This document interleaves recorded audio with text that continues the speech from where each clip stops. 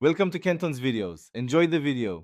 In this video, I will show you how to make caramel bread pudding without vanilla essence.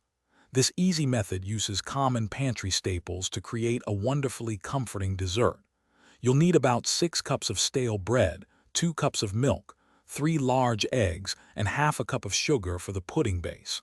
For the caramel, just 1 cup of sugar and 1/4 cup of water will do the trick.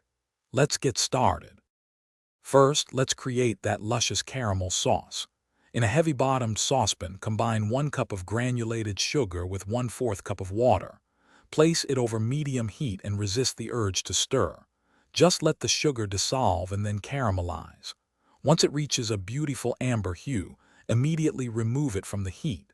Carefully pour this hot caramel into the bottom of your 8 by 8-inch baking dish, tilting to coat evenly. Be very cautious, as hot sugar is extremely hot. Now for the heart of our bread pudding. In a large bowl, whisk together 2 cups of milk, 3 large eggs, and half a cup of sugar until well combined. Add a small pinch of salt to enhance all the flavors.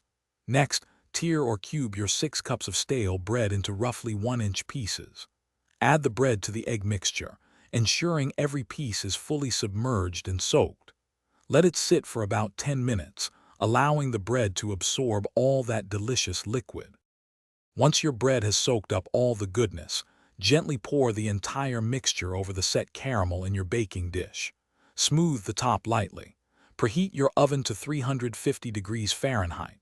Bake the pudding for approximately 45 to 50 minutes, or until it's beautifully golden brown and a knife inserted into the center comes out clean.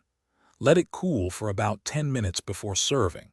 This warm, gooey caramel bread pudding is perfect for any occasion. Thanks for watching. Consider subscribing if we helped you.